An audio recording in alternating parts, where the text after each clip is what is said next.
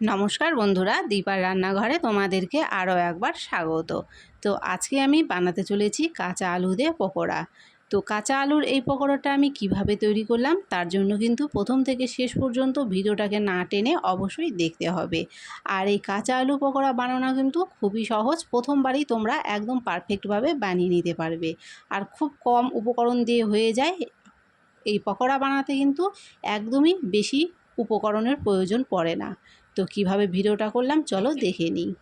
তো কাঁচা আলু পকোড়া বানানোর জন্য প্রথমে আমাদের যেটা লাগছে আলু। এখানে দেখো আমি একটা বড় সাইজের আলু নিয়েছিলাম। তারপরে আলুটাকে এরকম ঝুরি করে কেটে আর ধুয়ে নিয়েছি। এখন আলুর মধ্যে বেশ খানিকটা দিয়ে দিলাম লবণ। এবার লবণ দেওয়ার পরে খুব ভালো করে আলুর সাথে লবণটাকে মাখিয়ে নিচ্ছি। তো এইভাবে মাখিয়ে নেওয়ার পরে আমি কিন্তু আলুটাকে 30 মিনিট মতো এইভাবেই ঢেকে রেখে দেবো। এইভাবে 30 মিনিট মতো যদি তোমরা লবণ দিয়ে আলুটাকে মেখে ঢেকে রেখে দিতে পারো, তাহলে 30 মিনিট পরে দেখবে আলুটা বেশ নরম হয়ে গেছে আর আলুর গা থেকে কিন্তু অনেকটা জল বেরিয়ে যাবে। তো আলুটাকে আমার মাখা হয়ে গেছে, এরকম অবস্থায় আমি 30 মিনিট ছেড়ে দিলাম। 30 মিনিট পরে দেখো এখানে আমি ফিরে এলাম। তোমরা দেখতেই পাচ্ছ আলু থেকে কিন্তু কতটা পরিমাণ জল এখানে বেরিয়েছে। আর আলুটাও কিন্তু বেশ নরম হয়ে গেছে। এখন এর মধ্যে আরও কিছু পরিমাণ আমি জল দিয়ে দেবো। জল দিয়ে আলুটাকে আমি ভালো করে ধুয়ে চিপে চিপে উঠিয়ে নেব। এতে করে কি হবে, যে প্রথমে যে বেশ খানিকটা লবণ দিয়েছিলাম সেই লবণের ভাবটা কিন্তু কমে যাবে। অবশ্যই এইভাবে ধুয়ে নেওয়ার চেষ্টা করবে, কিন্তু তোমরা যদি না ধুয়ে নাও পরের ক্ষেত্রে কিন্তু লবণটা বেশি হয়ে যাবে পকোড়াতে। তো প্রথমে জল থেকে আলুগুলো ছেঁকে আমি অন্য একটা পাত্রতে এইভাবে তুলে নিচ্ছি। সবগুলো আলু কিন্তু দেখো এখানে আমি ছেঁকে উঠিয়ে নিয়েছি। এবার আমাদের লাগছে বেসন। তোমরা চাইলে বেসনের বদলে এখানে কর্নফ্লাওয়ার ব্যবহার করতে পারো। আমি এখানে 2 চামচের একটু বেশি বেসন দিয়ে দিচ্ছি। প্রথমে 2 চামচ দিয়েছি, তারপরে আরও অল্প একটু দিয়ে দিলাম। তারপরে দিয়ে দিলাম দেখো স্বাদ মতো লবণ। তারপরে এখানে দিয়ে দিচ্ছি হলুদের গুঁড়ো আর দিয়ে দেব লাল লঙ্কার গুঁড়ো। তো তোমরা কে কীরকম ঝাল খেতে পছন্দ করো সেই হিসাবে কিন্তু ঝালটা এখানটায় ব্যবহার করবে। এখন আমি এখানে নিয়েছি একটা কাঁচা লঙ্কা কুচি আর নিয়েছি একটা মিডিয়াম সাইজের পেঁয়াজ কুচিয়ে। এখন সবগুলো উপকরণকে প্রথমে আমি মাখিয়ে নেব।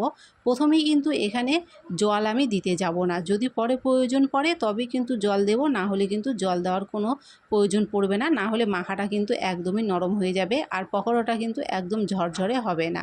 তো দেখো এখানে আমি জল না দিয়ে প্রথমে মেখে নিলাম। তো আমার একটু শুকনো মনে হচ্ছিল, সেই জন্য আমি এখানে সামান্য পরিমাণ জল কিন্তু ব্যবহার করলাম।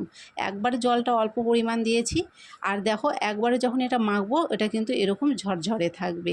তো তোমরা দেখে বুঝতে পারছো মাখাটা কিন্তু কীরকম হয়েছে। তো মাখাটা হয়ে গেছে, এখন ভাজতে চলে এলাম। কড়াই বসিয়ে কড়াইতে দিয়ে দিচ্ছি সর্ষের তেল। অবশ্যই পকোড়াগুলোকে সরষের তেলে ভাজতে চেষ্টা করবে, এতে খেতে কিন্তু এর স্বাদটা আরও বেশি হবে। তারপরে দেখো এইভাবে পকোড়াগুলো এক এক করে তেলের উপরে ছেড়ে দেবো, দিয়ে গ্যাসের ফ্লেমটাকে মিডিয়ামে রেখে দেবো, দিয়ে পকোড়াগুলোকে ভেজে নেব।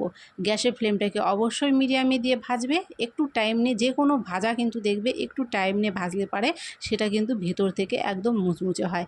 আর যদি গ্যাসের ফ্লেমটাকে হাই করে দেওয়া যায় তাহলে দেখবে ওপরে লাল হয়ে যাচ্ছে কিন্তু ভেতরে অনেকটা কাঁচা থেকে যায়। সেই জন্য গ্যাসের ফ্লেমটাকে অবশ্যই মিডিয়ামে করে দেবে। তো আমি গ্যাসের ফ্লেমটাকে মিডিয়ামে করে দিয়ে দেখো প্রথমে বড়াগুলো একদম কিন্তু লাল করে এখানে ভেজে নিয়েছি।